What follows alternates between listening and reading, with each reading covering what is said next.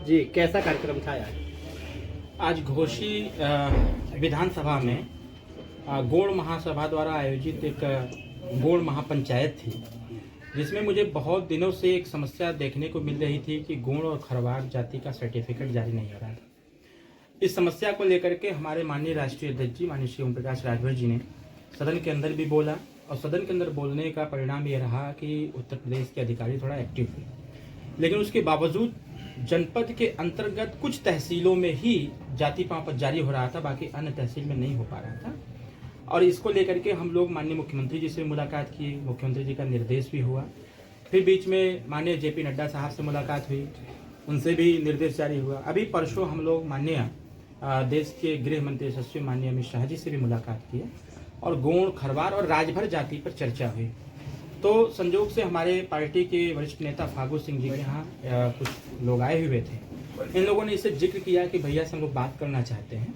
हमने कहा कि बातचीत करने की क्या आवश्यकता है, समाज के सामने बात हो। जब समाज की पीड़ा है, समस्या है, बहुत सारे युवा तमाम नौकरियों से वंचित हो जा रहे हैं, तो ऐसे लोगों की बात है तो उनके सामने हमें बात करने की आवश्यकता है।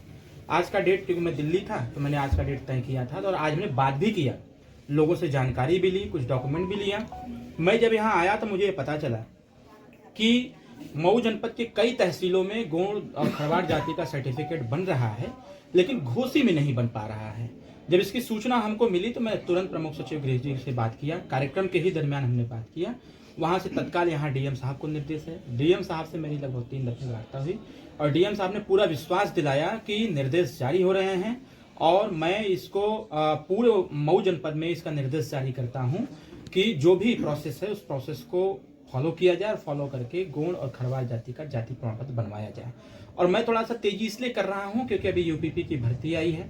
हम लोग भी कहते हैं, सरकार भी कहती है सबका साथ सबका विकास, और हम भी कहते हैं जिसकी जितनी संख्या भारी उसकी उतनी भागीदारी। तो उत्तर प्रदेश पुलिस में हमारे नौजवान जो गोंड समाज के बच्चे हैं ये कैसे जाएंगे, इसके लिए जाति प्रमाण पत्र जरूरी है। यहाँ तमाम तरह की समस्याएं उठी, लोगों ने आपत्ति जताया भी कि यहाँ के तहसीलदार साहब जो है जाति प्रमाण पत्र नहीं बना रहे हैं, वो आदेश मांगते हैं। जबकि मुझे यहाँ के जो सामाजिक संगठन के लोग, उनको द्वारा बताया गया कि 1976 से लेकर के 2021 तक का एक शासनादेश का लोगों ने फाइल तैयार कर रखा है। मैंने उसी शासनादेश में से 3 नवंबर 2021 का एक शासनादेश हमने प्रमुख सचिव गृह को भेजा।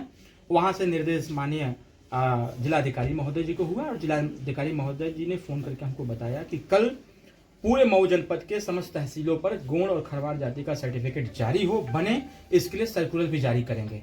और लोगों की इच्छा थी, लोग कहे कि ऑफिस में तहसीलदार साहब, ऐसा शिकायत मेरे सामने थी कि तहसीलदार साहब सुनते नहीं हैं, सामने हाँ कर देते हैं लेकिन जाने के बाद अवॉइड करते हैं। हमने कहा कि ऐसी कोई बात नहीं है, मैं अगर ऐसी बात है तो मैं तहसीलदार साहब को ही बुला लेता हूँ। तो मैं जहाँ कार्यक्रम में रहा था, तहसीलदार साहब आए भी थे और उन्होंने विश्वास भी दिलाया कि नहीं, डॉक्यूमेंटेशन के अनुसार जो उसका प्रोसेस है उसके प्रोसेस को देखते हुए हम जाति प्रमाण पत्र निर्गत करेंगे। इसके साथ साथ एक चीज हमने उनको याद दिलाया कि अगर आप रिजेक्ट करेंगे तो रिजेक्ट करने का कारण भी बताएंगे। तो इसका भी उन्होंने बताया। हमें तो याद था कि 30 दिन 45 दिन होता है, लेकिन उन्होंने खुद बताया कि 1 हफ्ते का समय लगता है। तो मैंने उनको ये भी निर्देश जारी किया कि निचले स्तर के जो कर्मचारी हैं, जैसे लेखपाल हो गए, ऐसे लोग जो रिपोर्ट लगाते हैं, ये गरीब असहाय देख करके रिपोर्ट न लगाना। रिपोर्ट सार्थक हो, पॉजिटिव हो, उनके एक रिपोर्ट से किसी का कल्याण हो सकता है, किसी का सर्टिफिकेट बन सकता है, उसके परिवार की तरक्की हो सकती है, जो बच्चा होनहार है वो नौकरी भी कर सकता है।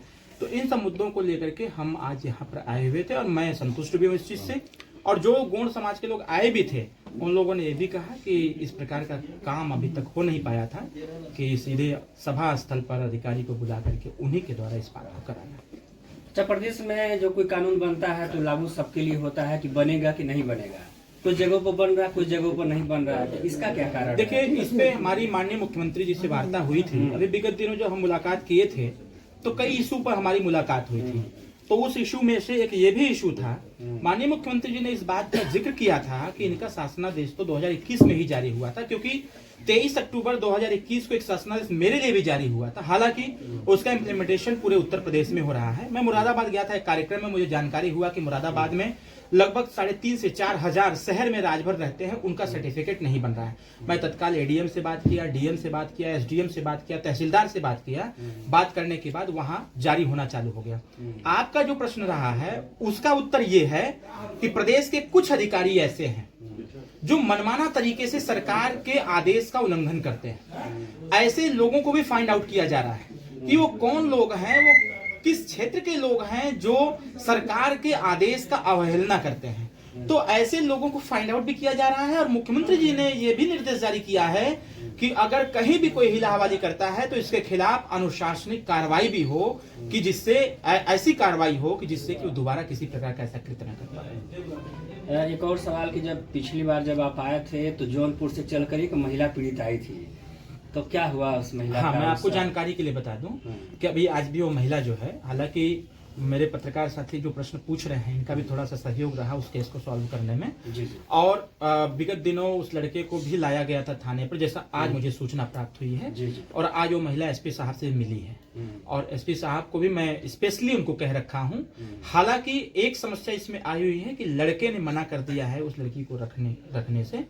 तो मैं प्रयास करूंगा कि उस लड़के के खिलाफ ऐसी कार्रवाई हो कि किसी के जीवन के साथ खेलना ये घोर कानून है, ये अपराध की श्रेणी में आता है। मैं आज शाम को या रात को बात करूंगा फिर से एसपी साहब जौनपुर से, और बात करके अगर इस प्रकार का स्टेटमेंट स्थानीय इंस्पेक्टर ने दिया है, उनके सामने दिया है, तो फिर लड़के के खिलाफ तो कार्रवाई अब और कठोर होगा, जिससे कि एक लड़की की जिंदगी बचे। क्योंकि उस लड़की के गोद में एक 4 महीने का बेटा है। तो ये तो मानवता के दृष्टिकोण से देखा जाए तो उसके खिलाफ तो कार्रवाई होना चाहिए। विपक्ष द्वारा लगातार सवाल करके कि मंत्री जी ओम प्रकाश राजभर जी कब बनेंगे, लिस्ट अब जारी हो रही है। देखिए आप क्योंकि मैं एक बात मैं पिछली बार भी बोला था मऊ के मीडिया साथियों से कि चिंता हमको मंत्री बनने की नहीं है, हमारे विरोधियों को ज्यादा है। इसलिए ज्यादा है क्योंकि वो तो कुछ कर नहीं पा रहे हैं, उनके भी कार्यकर्ता पीटे जा रहे हैं, वो भी पीड़ित और परेशान हैं, और उनके कार्यकर्ता भी इस चीज को जान रहे हैं कि समस्या अगर सबकी है तो ये समस्या अगर कोई उठा सकता है तो ओम प्रकाश राजभर। इसलिए हमारे विरोधियों को ज्यादा चिंता है। तो मैं अपने विरोधियों को कहना चाहता हूं कि आप चिंता ना करें, चिंतन करें, और माननीय राजभर जी यथाशीघ्र मंत्री बन करके ही आएंगे, और मंत्री बनेंगे भी, और मंत्री ही नहीं बनेंगे, ताकतवर मंत्री बनेंगे, जिससे कि समस्त वंचित वर्गों का कल्याण कर सकें। और अभी विगत दिनों हम लोग माननीय मिश्रा जी से मुलाकात करके आए हैं। खरमास के बाद इसकी भी औपचारिक घोषणा हो जाएगी। अभी एक बात जैसे मैं पिछली बार बोला था, यहीं पर मैं बोल के गया था कि जो बिजली बिल की समस्या है जनता की है, इस पे जो डेट खत्म हो गया था 30 दिसंबर, हमने कहा था कि मुख्यमंत्री जी से मैं मिला था, उन्होंने कहा इसको आगे बढ़ाएंगे। 16 जनवरी तक फिर से डेट बढ़ा हुआ है और हर 15-15 दिन का ये आगे बढ़ता रहेगा। मेरा आपके चैनल के माध्यम से जनता से अपील है कि जो बिजली बिल की समस्या है वो आप जहां जमा करते हैं वहां जा करके फॉर्म लेकर के जो आपका उस बिल पर जो ब्याज है, बिजली बिल पर जो ब्याज है, उसको माफ कराने का काम करें, जिससे कि आपका जो वो कर्ज का जो बोझ है वो समाप्त हो सके।